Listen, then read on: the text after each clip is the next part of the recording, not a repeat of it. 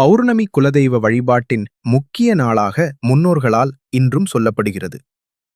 குலதெய்வம் என்பது ஒரு குடும்பத்தின் அல்லது குலத்தை பாதுகாக்கும் தெய்வம். பெரும்பாலும் கிராம தெய்வங்களாக அம்மன், மாடசாமி, ஐயனார், கருப்பசாமி, மாசாணி அம்மன் போன்றோர். பௌர்ணமி நாளில் வணங்குவார்கள் சந்திரனின் முழுமை சக்தியை குறிக்கும் நாள். மனசாந்தி, ஆன்மீகத் தெளிவு அதிகரிக்கும் நாள். சக்தி தெய்வங்களுக்கு வழிபட மிகவும் உகந்த நாள். காலை மாலை நேரத்தில் தெய்வ ஆலயத்திற்குச் செல்லுதல், தூய்மை, தீர்த்த ஸ்நானம் செய்தல், பூஜை சாமான்கள், மலர்கள், தீபம், குடம், தேங்காய், வேப்பிலை, சிறப்பு நெய்வேத்தியம். சிலர் மாவிளக்கு அல்லது எண்ணெய் விளக்கு ஏற்றுவர். குலதெய்வம் என் குடும்பத்தை பாதுகாக்கட்டும் என வேண்டுதல். சிலர் ஆடு, கோழி போன்ற விலங்குகளை குலதெய்வத்திற்கு காணிக்கையாக கொடுப்பர் பாரம்பரியத்தில். ஆனால் தற்போது இது குறைந்து வருகிறது.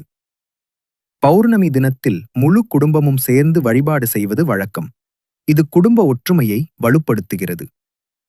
சிறப்பு வழிபாடுகள். சில கிராமங்களில் பௌர்ணமி அன்று தெருவிளக்கு பூஜை, சில இடங்களில் விரதம் அல்லது அம்மன் தீக்குழி நடப்பதும் இந்நாளில் நடைபெறும்.